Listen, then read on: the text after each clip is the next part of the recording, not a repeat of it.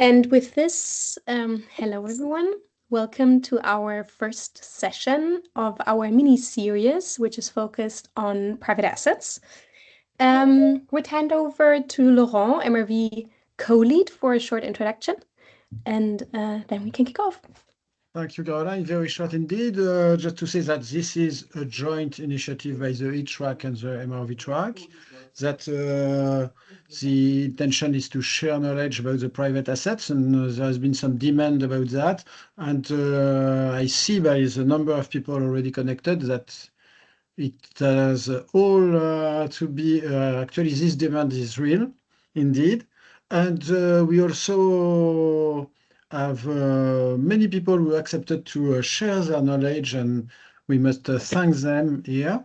And we will quite quickly give the floor to them. Thank you very much to all those institutions that accepted to share their knowledge, and sometimes maybe also their problems with private assets with you. Thank you very much for being here to all of you. Thanks, Laurent. Great. And before we go into the insights, just a very short introduction. What you see here is, and I guess most of you know, this is the asset class phase-in overview, which is now taken from the TSP version 5, which was published this morning, by the way. And as you can see here, so beginning of 2026, we have this year a few asset classes, particularly infra and private assets, where the reporting will be phased in. And obviously, that's also why we have so much interest in that topic now. We had a little survey going live before this session, and we have received there one question here on this, which I just quickly want to answer. The question was if it is free to choose the base year for that emission reporting, and the answer is yes. That is up to the signatory. Of course, when in a next years you will set the target on that asset class, then the base year emission figure need to be reported, the base year from that target year. But for now, as the reporting is phased in, yes, we can answer that question with that is flexible. And with this, I think we can directly move into our practical examples from our signatories.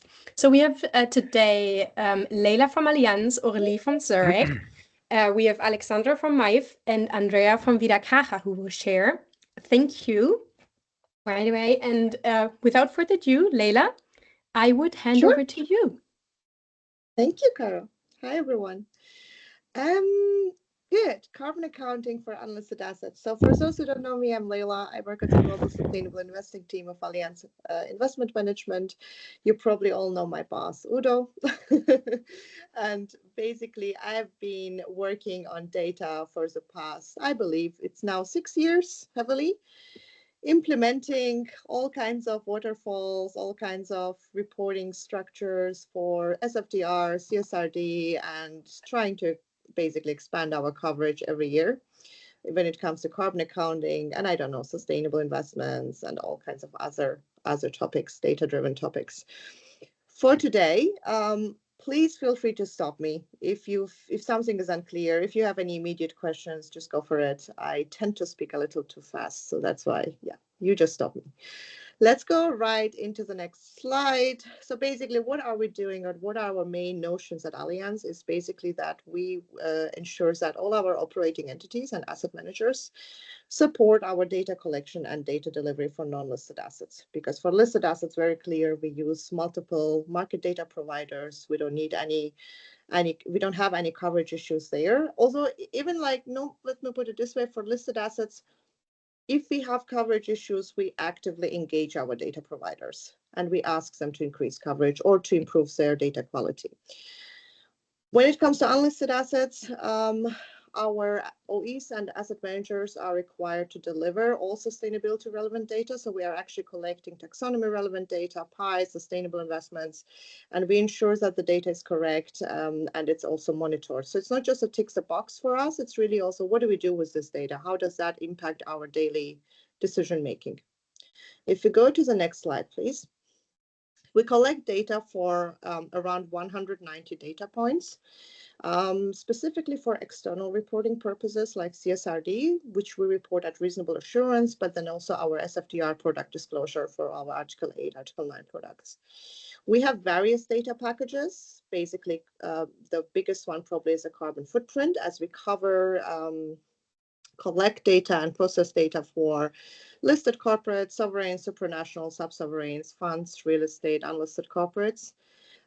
Sustainable investments in line with Article 217 definition of EU SFDR. Let's see how long that holds once SFDR 2.0 comes in.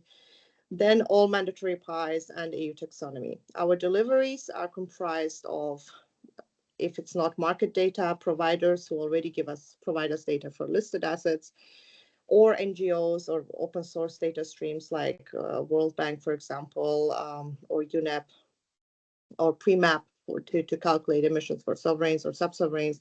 We use data that are directly delivered to us that we actively collect from our internal asset managers using our internal data delivery systems, external asset managers where we use the eFront platform managed by BlackRock, and then also our operating entities that directly deliver us data using internal data delivery systems. Our aim is, of course, to gradually increase data coverage to reach the 100% coverage, especially for carbon footprint, as we have targets set. Would be just unfair to say we reach our targets if we don't have a full coverage. That would be misleading, and we would like to, of course, to avoid that. We do ensure that we perform quarterly checks on our data. Our data is basically the checks are aligned with our usual financial closings quarterly. And we basically ensure that we coordinate with all stakeholders to ensure timely delivery, and we evaluate all the data for further actions. Nonetheless, data ownership is with the OEs and an internal asset manager. So we also ensure that whoever uploads data also understands the responsibilities they carry, check all the data before uploading it, and just take ownership. If we go to the next slide. So basically our carbon accounting approach, which is very well, I would say, described in our explanatory notes, the methodologies we use for listed, unlisted funds, real estate, it's well described, so I do recommend reading it. We are, of course, going to publish an updated version soon in March, once our CSRD and our new explanatory notes are published. But you could think of it, when it comes to carbon accounting, that you're basically working with three main pillars.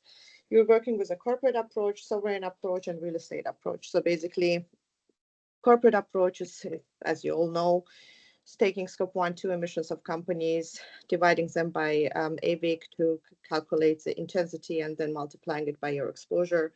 Sovereign approach, where you take scope 1 emissions of sovereigns divided by PPP adjusted GDP, then times your exposure. And then real estate approach, where you take basically emissions, scope 1 to 3 emissions per floor area of your real estate, and then do all the further calculations. Very important when it comes to, when we look at the corporate approach, at Allianz, if we talk about listed corporates, we are also estimating emissions. So whenever we don't have data, we look at at what NACE level is this company, and then if we have enough peers within the lowest NACE level, and it has to be at least 8 companies, we estimate the emissions based on those companies. If we don't have it, we go one level up.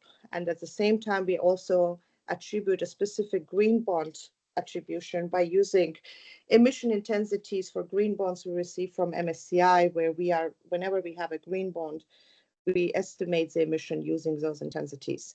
We don't do any estimations for any unlisted assets, because most likely we are financing specific projects, so estimating it within like a peer range would just be wrong, because these projects are extremely different. So it's very difficult to use any estimations. I see a hand up from Hugo. Go ahead. Okay. I have a question regarding Mhm. the sovereign approach. This is Sure. because the corporate or the carbon footprint accounting is mostly used for listed equity and corporate bonds. On the NZAOA last year, we had to report the sovereign score for sovereign bonds, and Mhm. this is called basically. I'm just looking into Sure. the name. It's basically the sovereign score. You are offer the score Yes. indicator. No, So that's. Mhm. my question is, if we are calculating a score pilot through NZOA, should we not double counting, or are we double counting the information in terms of sovereign bonds? Because if you put them into the carbon footprint calculation, we are going to add extra emissions into the portfolio, right? Because the Mhm. PCAF started the calculation of carbon footprint only for listed equities and corporate bonds, right? So at that time, in the beginning, we didn't have any means of calculating for sovereign bonds. Um, well, as far as I know, it is based on PCAF methodology, which basically says if you want to calculate the financed emission for your sovereign bond portfolio, you should use scope 1 emissions of the sovereign bond divided by PPP adjusted GDP time your exposure. So we are following the PCAF strategy here actually, and we're using various sources. So we're using, for example, heavily pre-map for treasuries. We're using EDGAR data. We use, for example, we have also the US data, GG data, but again, primarily pre-map and yeah, and EDGAR basically to calculate. But it's strictly following PCAF methodology, which I'm not so sure to what extent you mean like ASCOR coming into all of this because we don't use any of that for financed emission calculation.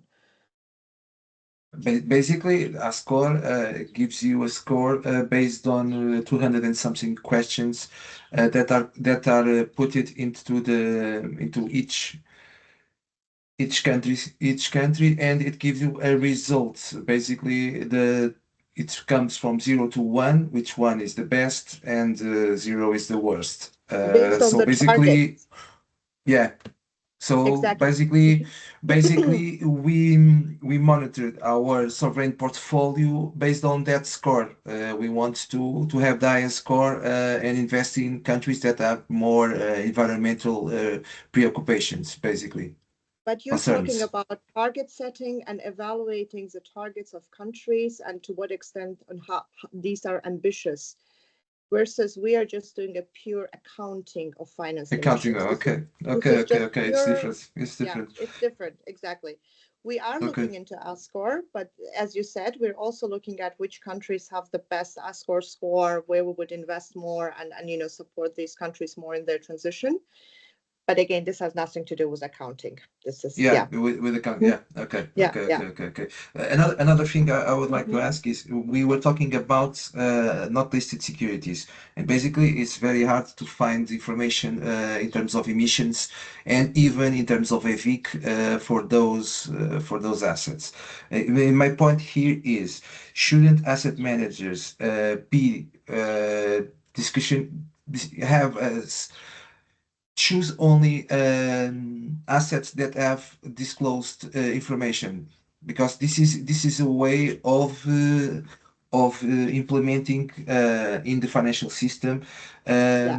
a kind of priority to investees that disclose information. Because if your Mhm. goal is to have a bigger coverage in terms of carbon footprint, Mm. you should also select investees Mhm. that have Yeah. information disclosed. So my point here, by doing proxies and trying to get information in other peers, like you said, we are letting the investees that don't report keep on doing that, don't report. So Yeah, very, very good point, and I will come to that in the next slide. We are only estimating for listed assets. So whenever we get data from our data providers, we estimate the remaining coverage, but we are at the same time actively engaging our providers to ensure they get that data so we can reduce our estimations over time. Unlisted assets, we do not estimate. We are actively engaging to come to the data, but I will come to that in a minute. I think I saw another hand up by someone also called Layla. Wait, we first have Silvana, and then we would take Okay, Leila. sure. Yes, Go hi, ahead. thanks. Right. Thanks. This is Silvana from Swiss Re. I have a question on your corporate approach. So you mentioned in the formula you use EVIC. I assume for all private corporates. However, PCAF, I believe, distinguishes between using EVIC and total equity and debt. Yes, For private debt, what's your thinking behind that? Is it a simplification reason or to that's on always the use next EVIC? slide. Or That's on the okay, next sorry. slide. Must Thanks. have that total step. Yes, you will see it in a minute. Thank Sure. you. Yeah. Leila? And okay, yeah, I have a question on the. Sorry if you mentioned it, but the green bond treatment, and you mentioned special attribution. Can you elaborate a Yes. little bit more on that? Yes. That's for listed companies only, the green bond attribution. So whenever we have a bond classified as green bond, we use green bond emission intensities provided from MSCI. These are estimated intensities per green bonds assigned to various sectors, and they basically provide us intensities, and we use those intensities. Previously, in our original initial methodology, we used 10% emission attribution. So we said whenever it's a green bond, we don't take the full 100% of emissions of a company, we only take 10%. So we gave them a discount to support more green bonds. Nonetheless, we said, oh, we have now MSCI estimates. Why don't we use that? Interestingly, though, once we switched our methodology from that 10% emission default value to actual emission estimates from MSCI, we were not very far off from our original 10% default attribution. We were actually in a very good range. So the impact overall was extremely minimal on our overall calculation. Okay, so you are satisfied with the MSCI Yes. estimate? Okay. Okay, thank you.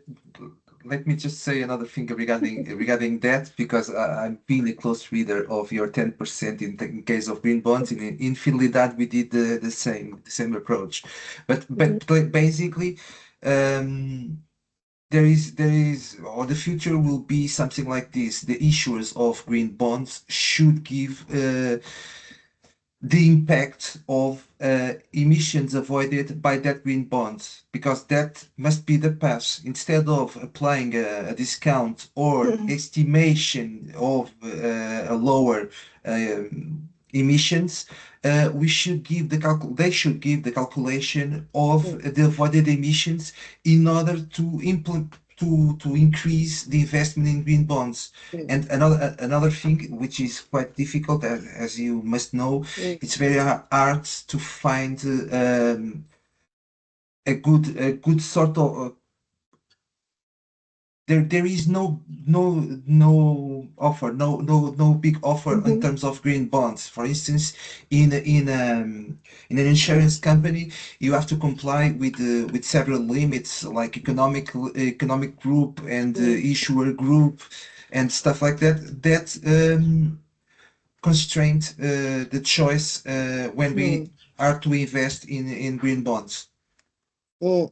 So we, first of all, our green bond exposure continuously showed growth over the past years. We increased substantially our green bond exposure because with help of green bonds, we are both reducing our emissions over time, but we are also increasing our share of low carbon solutions. As green bonds do feed into that as well. To your question on, instead of using estimates, why were you not using actual data? Because we don't have access to actual data. It's not consistently provided. I agree with you. Of course, that's the ideal world we need to go to. And we are, again, engaging our providers and trying to get more disclosure. Until that happens, I think the estimates we have from MSCI is the best you can get at this stage. And my usual motto is, if you wait for perfect ESG data, we will be dead by now. So that's why we have to deal with what we have. I'm also just being just being conscious of the time. Why don't we go to the next slide? I show you a little bit quickly what we do on unlisted side, and then we do another round of questions. Good, because yes, we should focus on private assets. Thank you. Exactly. So private assets, unlisted assets, mainly split into corporates and funds. And when I talk about it in our portfolios, these are basically infrastructure, infra debt, private equity, renewables, middle market lending, and as alternative debt, and many, many more other things in scopes. These are just examples. When we look at unlisted corporates, we use equity and debt instead of AVIC, or that represents AVIC for us. So we take scope 1 and 2 emissions and then divide it by that AVIC to calculate our financed emissions. Whenever we talk about funds, we use fund scope 1 emissions, fund scope 2 emissions divided by total fund NAV, which is basically representative to us as if you would calculate it for companies when you use AVIC, and then times our exposure. We don't use any estimations. Our data can be old in terms of like it can go up to 3 years, can be up to 3 years old, but not more than that.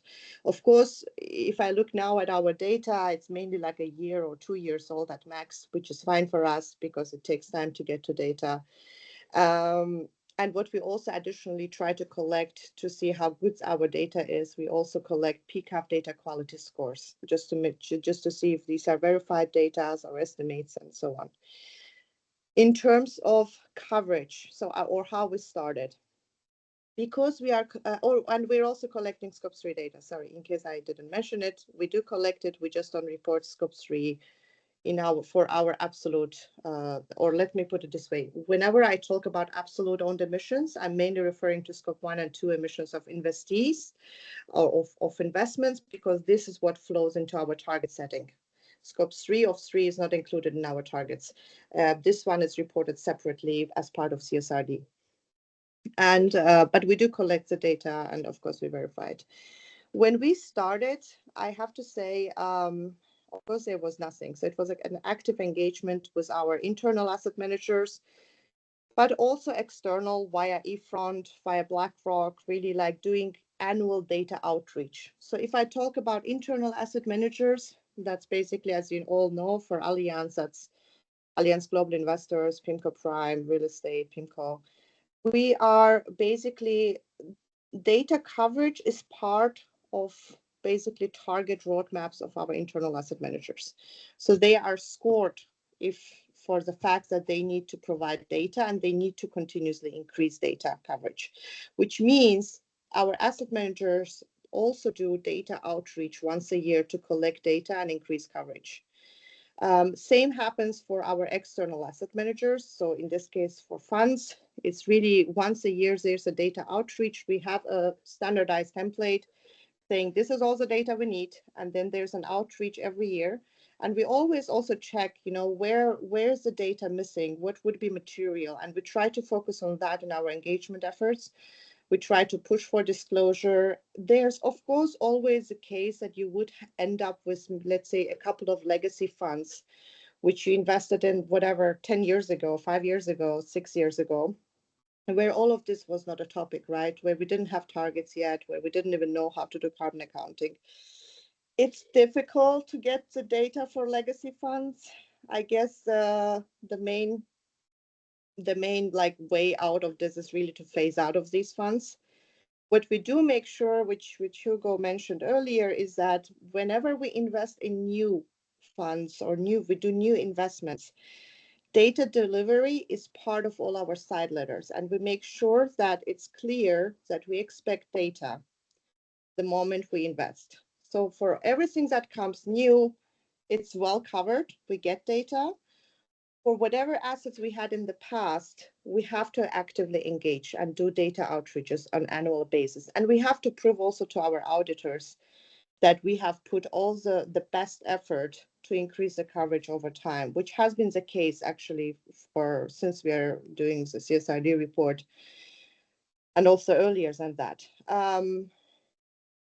It's of course not a guarantee, let me put it this way, in the fact that we will always get the data we want, but again, it's part of all our asset manager review meetings, asset manager scorecards, whenever we, fill the scorecards, but then also part of our overall engagement. As I said, we would not estimate any data here. It's very difficult to estimate for funds anyways. I would recommend to refrain from it completely because there's a huge volatility within funds. First of all, you don't always have a look through. Then if you have, there's always volatility in terms of NAVs of the funds versus companies that are phased out in the funds and then other companies are added and I don't know what.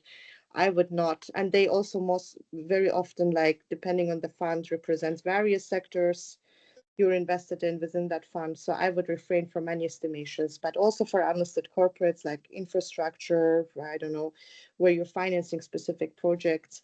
Even if there's any listed company behind it, I would not use their emissions. I would just use the emissions you receive for those particular projects or investments you invested in. I see hands up. Sorry. Go ahead. Yes. I think there was a question from Natalia. I don't know if you still...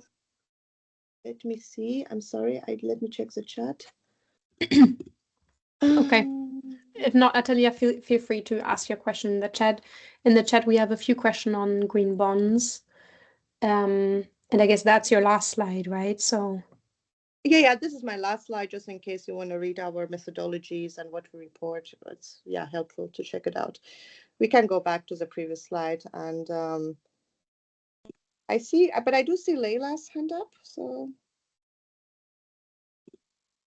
and Milena and Thomas. So whoever wants to go first. Great, Thomas, and then Natalia. Okay, thanks for the insights.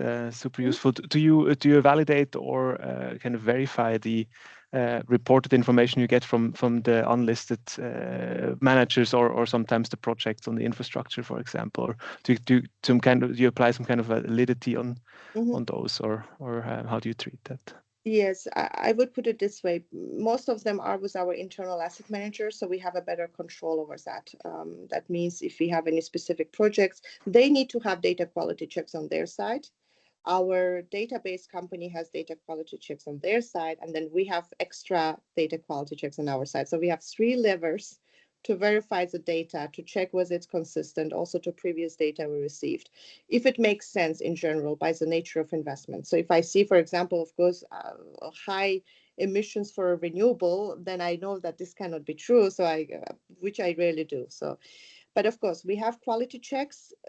Can I 100% say I went down there to that project and checked if it's really emit? No, of course, our asset managers carries the liability to ensure that data is correct, but they're also audited at reasonable assurance. So we have once a year, we are being audited, but not just us, but also those who provide us data to verify, yes, the correctness of data. Yeah. Thanks, Thomas. Leila. Natalia. Yeah, actually, I wanted to ask a question about green bond. I'm sorry, it is not alternative assets, but for alternative, we have also one question. For green bonds, I was wondering, because also our share of green bonds is increasing over the time, and we would feel it correct to then also apply this reducing factor for green bonds, because we do a lot of efforts to buy green bonds, and but we didn't have it in the basis, because at those time when we set a target, we didn't have any data for green bonds and we didn't know how to account for it. How do you deal with it? Did you already use this factor 10 in the basis, or how do you solve this problem? Yes, the moment in 2019 when we set our first targets and we set our approach for carbon accounting, that's when we considered already the 10% attribution for green bonds. Okay, so you didn't have to adjust the basis. No.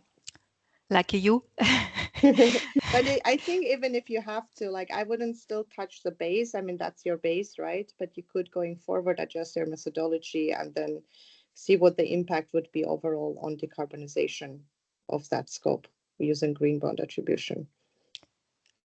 I think if we just don't adjust the base, but then just account for the target, target year, it would be huge decrease. I mean, it would be But okay, I think it's but it also goes the other way around. So for example, if you look at our CSRD report, we almost like reached our target. Like, what is our target? 50% on absolute basis emission reduction for our listed corporate portfolio and traded equity, and 50% emission intensity reduction for all corporates. All corporates includes unlisted corporates, corporate funds, and listed corporates. We're very close to achieving our target, but I would never say we're there yet, because our coverage of unlisted corporates and funds is low. I think overall for all the corporates, we're at around 65 or 70% coverage. But if you look at the individual portfolios like private equity or funds, we're definitely not there yet. Our coverage is below 50%. So if the more coverage we have, the more our emissions will increase. And so we're still not there for the target achievement. Also a reason why we would not renew our targets, I guess, because this would just be misleading. What we need to do now is increase our coverage as soon as possible. And what I hear always is that people saying, oh, but let's assume you were very close to achieving it. Now you get more and more data, and now you get far away from target achievement. Well, what will you do? Well, I guess when it gets really, really tough, you have to phase out of certain investments which don't make sense anymore. Or if you still have time, try to decarbonize, right? Try to engage and decarbonize and understand why you're still invested in some of the high emitting assets. We are also evaluating overall. What we're doing is we're working on a framework to systematically screen for high emitting assets, and high emitting means any assets, any investments that generates more than 100 tons of CO2 per euro million invested. Whenever we have these, systematically screen for these and evaluate the credible transition plan. And credible transition plan is comprised of multiple factors, both backward and forward looking. And once you know and identify high emitters with credible transition plan, we do think that you need to support those more in their transition, versus there will be probably those that do not transition at all. And then the decision, I think, is pretty clear. In particular, because there are still like investments without, or even on the listed side, without emission disclosure. So we would like to prioritize in our engagement that companies start disclosing their emissions. If they still won't, again, the decision is pretty clear how to proceed with these in the long term. Thanks, Leila. So, Hugo, is your question on private assets or on green bonds? If it's on green bonds, please feel free to use the chat, because then we would move on. If it's on private assets, please go ahead. Sorry, you're on mute. Sorry. It's basically regarding the look-through. So my point is, if look-through is a practice that should be used or not. Because when doing look-through, every company has their provider different from each other. So basically, if you do a look-through on a fund, each company will get a different outcome in terms of carbon emissions, right? So the thing is, can we use look-through, or should we only, like you said, buy funds that have disclosed information regarding the emissions? So again, if it's about existing assets, right? Usually what happens is I get the emissions on fund level. And if I see very high emitting funds, I look into what drives those inside. Whenever I see very high emitting issuers, usually we discuss like, why do we hold this fund? And, what is the perspective of it decarbonizing, and so on and so forth. Whenever it's a new, we do look into emissions. So before, like it's part of our side letters. We look at what would be projected intensity. Can we deal with it? How much would it contribute to our target, and so on. So it's for everything new, I think this is well settled. For everything that is existing where you need to clean up, that's the cumbersome part. If I may there, this conversation is very rich, I see. I do not remember, I think we planned something for like 1 hour meeting. Yes. Obviously, it will be difficult to have the 4 conversation in this time. What do you think our line of the time schedule? Don't worry, we have already one which we'll present on the next session, and we have a few more Fridays. So don't worry, everyone. We will, of course, hear from everyone. So it's good to have the engagement here. And already Vida Kara said that they, for example, will present next Friday. So that's fine. Okay. Okay. Thanks. Kara, you stop me. I mean, whoever still has questions, I'm happy to bilaterally also, get in touch with me. Okay, but it's been very, very useful. Thank you. Oh, Let's go I'm on. glad to hear Let's go. Let's go on. Sure. Great, thank you. And maybe Leila, you can have a look into the chat and answer the questions while we move on to our next one. And this will be Aurélie from Zurich. Great, thank you. Over to you, Aurélie.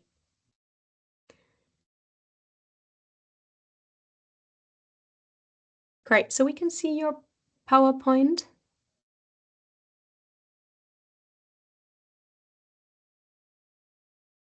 We can't hear you until now, in case you're speaking.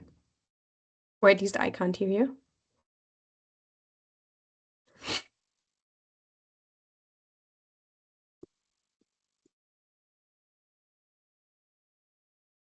Hear me now? Yeah, perfect. Wonderful. Sorry, it's been wild. Hi everyone. My screen is frozen, but I'm think you can hear me. So I'm in the responsible investment team at Zurich. Just like Leila, you might know my manager, who's Danielle. Yes. And also feel free to interrupt me if you have any questions, comment. I feel compared to the presentation we just had, we are a lot newer to the exercise of collecting private asset emission data. So that was the first, so basically last summer was the first time we went into this exercise for publicly listed companies. We have data provider, I mean, we've talked about it already. So that was something pretty new for us to get in touch directly with the asset managers and to collect data directly ourselves. So what we did is to send a survey on emission data, on target setting, and everything related to all our PE and PD asset managers. And we got about, I think all of them had something to answer. Only one of the asset manager, and which is about, so we probably sent about 15 questionnaires. Only one had no finance emission data to report. All of the rest could report at least on scope 1 and scope 2. That being said, with qualities that were very different, and that was a bit where the first challenge was lying, is that it was not very consistent in the way they reported, and it was a lot of work then to understand what methodology they followed, although we thought we made it clear that they should follow PCAF. It's apparently not that. I mean, for some, it seemed to be a bit surprising, which was surprising for us. And the reporting was not very granular. So this is, I think, one of our main learning is that really we have to ask questions as detailed as possible. Typically, so we mostly have PE and PD exposure through funds. There was a big confusion on whether they were reporting on portfolio level, on company level, on fund level. We really recommend you do not follow just a fund level reporting, also for the reasons that were given earlier. But having a full look through is a challenge, as we discussed already. On scopes, also for some reason, it seems like some was struggling to report separately scope 1, scope 2, and scope 3. And then the PCAF quality score, we really got anything from 2 to 5. We did not go into the exercise ourselves to estimate data when it was low. So basically those asset managers who reported very low coverage, we go with it. I mean, we'll have lower coverage on this, and this is more of an engagement exercise. And now we've started to have conversations with them on how to increase the coverage. There's a huge geography variation. Also curious to hear if anyone has had the same experience. And one last challenge and effort that we're still making is how, in terms of timeline, how can we have as updated data as possible? Because I mean, I guess like all of you, we have the AUA reporting, we have the annual reporting that's more taking place in the first part of the year, but asset managers are not really capable of reporting on this data before Q3, end of Q2, Q3. So that also creates a delay, which is a bit of a shame, but we're also working with our asset managers on that. So yeah, that's pretty much the overview of our experience so far. We're still in the process of getting our asset managers on board. This is a big effort, and I've put out there a few questions for you. Maybe you also want to react to that, or we can have a conversation later. As well, obviously the timeline, the geography, the target setting, if you're already started having this conversation with your asset managers. And I think the big one out there is, can we have a standardized template for all our, that we all send to our asset managers? Because I feel this is also a big burden on them. And this creates a lot of confusion because we're all slightly asking different things. So maybe that's also a conversation we can have in this group to see how we can make that as standardized as possible, or if there's a structure that can help us on that. Thanks, Aurélie. We already have a first question here from Hugo. Please go ahead. I think you're muted. Yes. You were asking about constraints in other geographies, and basically we at Fidelidade have a problem in America Latina, like Bolivia, Peru, and Chile. Also in Africa, in Angola, Cabo Verde, and Mozambique, where is quite hard to have emission data and even the financial data to calculate the attribution factor. Basically, that's an issue. I don't know if any of you has details on providers that can cover those geographies or not. We use Bloomberg, we use Analytics, but basically we cannot find information for those securities. Hopefully, we have a good coverage in terms of assets. We are in overall 85%, so it's quite good without any proxies. But although we would like to increase mainly on those geographies, and we don't have any provider that can cover those countries.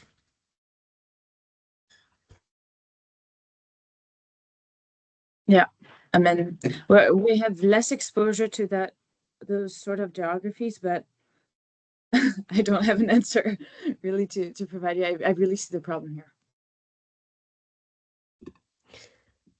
Yes, I see another hand raised. Rafael Lomela.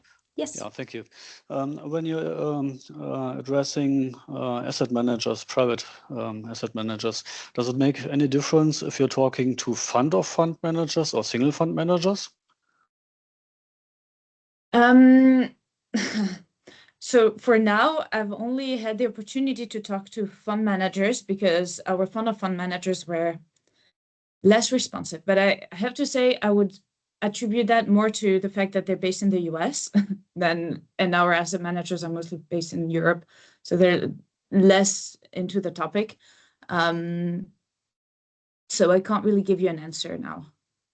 Oh, I assume it's even more difficult to get data from fund of funds because the fund manager, the GPs of the fund of funds, even they don't know deep, or they don't have deeper insight into the single funds.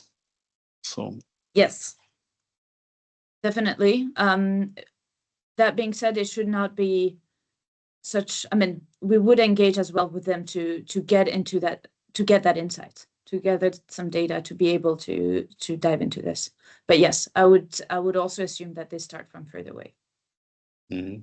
And even if you collect data, what would be the result? Yeah, if you're a fund of funds, or even a single fund, a long-term fund, 10, 12, 15 years. So what are you going to do?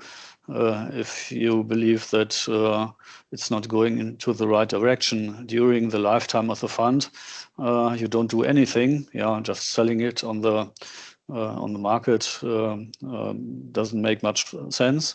So the only option you really have is that you don't invest in the successor fund, isn't it?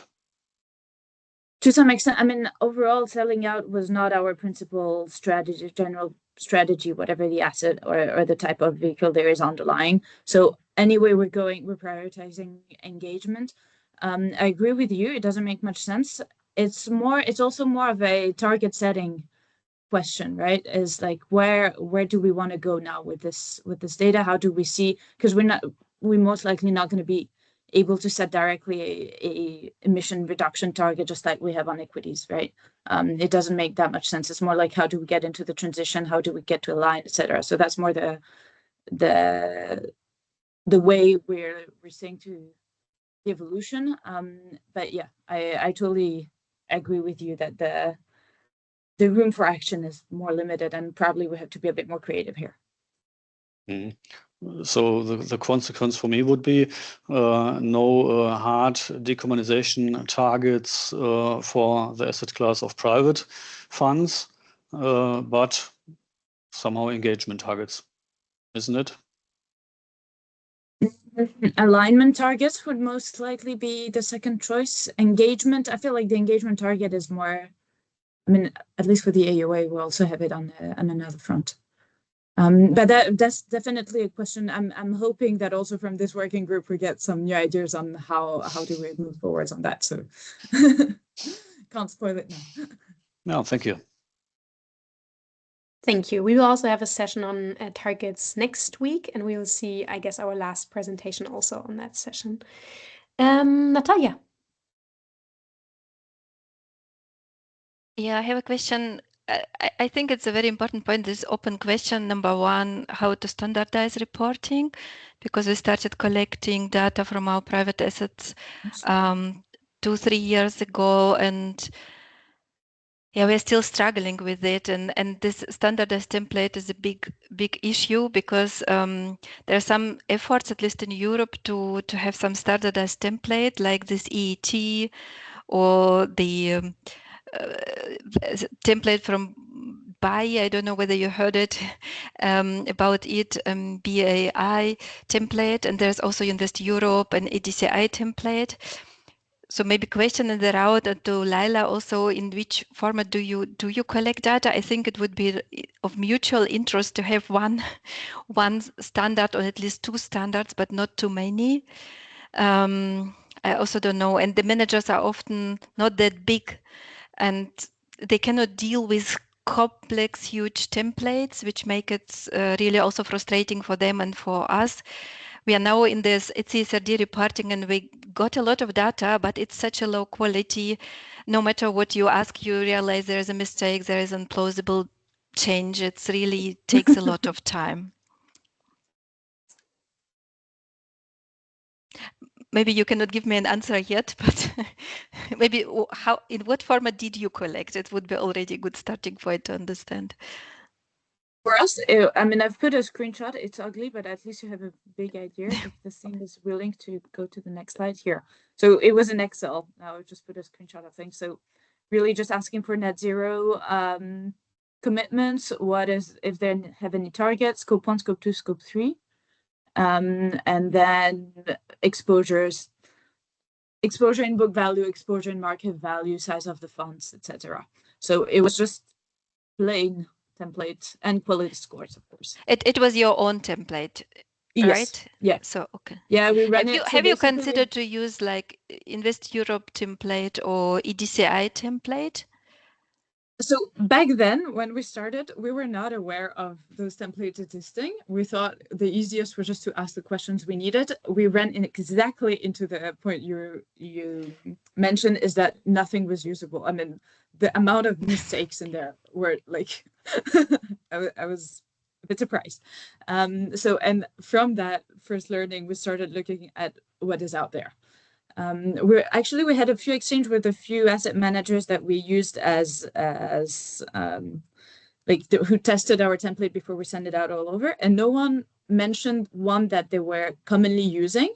So there was not a clear thing that was coming out. So it didn't seem, from the 3 asset managers we had a conversation with, it didn't seem like one was commonly used, which just made us feel like there was nothing out there really. And later on, now in the maybe in Q4, we started realizing there might be things. I've never heard of anyone that was super happy with their template either. I've not looked in detail myself, but no one, and if anyone in this crowd has, no one just told me this one is the best and we got super good quality data. I see, Thomas, you have your hand raised.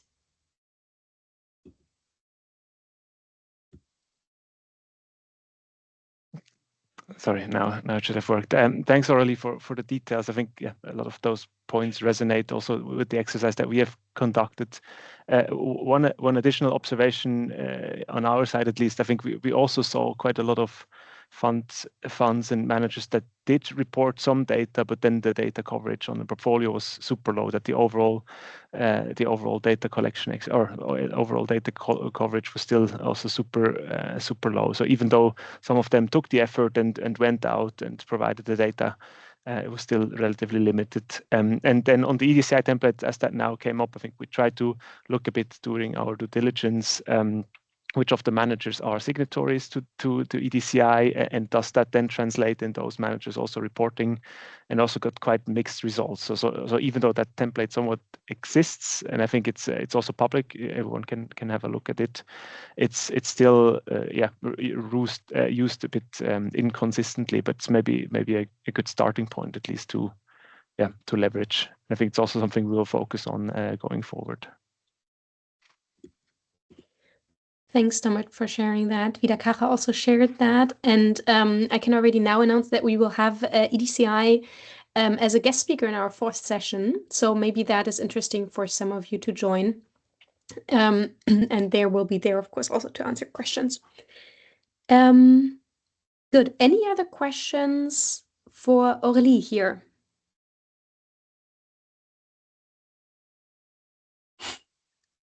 All right. Great. Thank you very much, Aurélie. Thank you. We will have our last presentation from Vida Caja on Friday next week. So in our next session. And I see there's a lot of engagement. That's great. We can quickly start with the presentation from Alexander from MAIF. And if we don't finish, that's fine. We will just continue that discussion now throughout March every Friday. Alexander, please come in.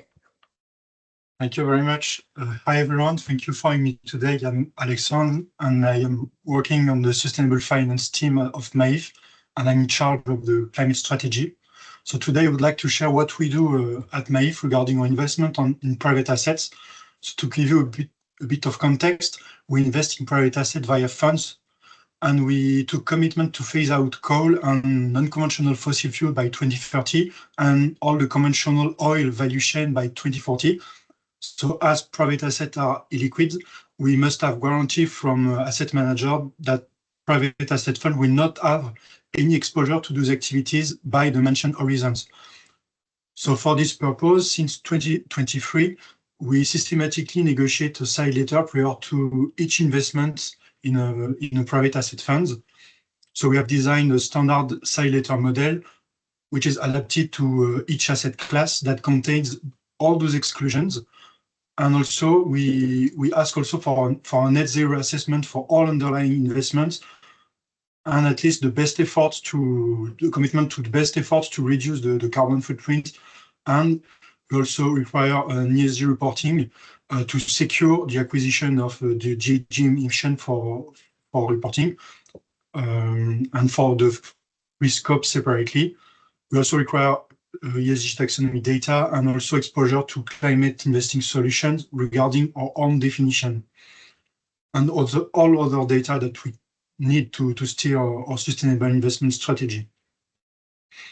We can add other elements regarding the fund specificities. For real estate fund, for example, we can ask specific reporting on the CREM scenario, for example, and all the data is collected via an annual ESG questionnaire that is our own questionnaire, and we collect all the data for this. The side data is here to have the guarantee that the asset manager will effectively fill in the questionnaire. Otherwise, we will engage them. So since 2023, we have signed nearly 30 side letters containing those conditions, but mostly in France, in Europe. The side letter is systematically sent to the fund manager as part of the due diligence package.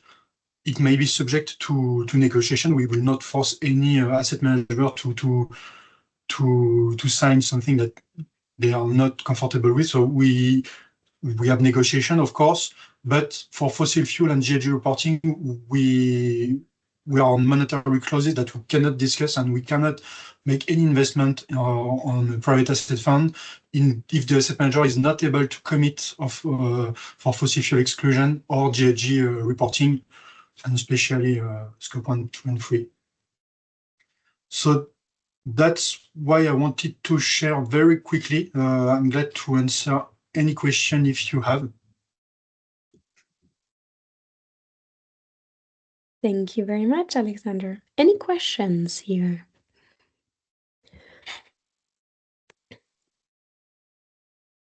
And I know we're reaching the full hour, so we have a question here. What is the response rate to your ESG questionnaire from Christophe? I don't have it in mind right now, but I think it's quite high because we also have a webinar that restitutes the results. So we have quite an engagement with our asset managers. So they are quite keen to answer. The rate is quite high, but I don't have it in mind right now. Sorry. No, it's okay. Thank you. And you welcome. said it was a questionnaire from Maïf, or do you use a questionnaire like the AFDZ one? This is a questionnaire from Maïf, but we have a lot of common questions with the FDZ questionnaire. Okay. But we have a lot of indicators of our own, so that we use our own questionnaire to make sure that we have all the data we need. But of course, there is a huge overlap between the FDZ questionnaire and our own. Okay, thank you.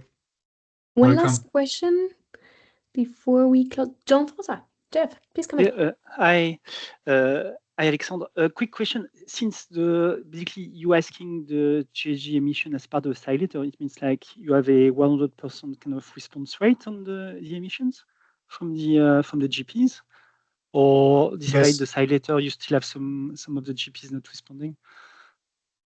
Yes, we have. For the GHG emission, we have a lot of we have quite high response rate on this particular question, and it raises each year actually. So we are quite happy with this, and the exercise became quite early to make sure that the fund have the experience to disclose good data at the time when private asset will phase in. So I think at the moment we are quite confident that the data will be of quality. Will be of quality and with a good coverage.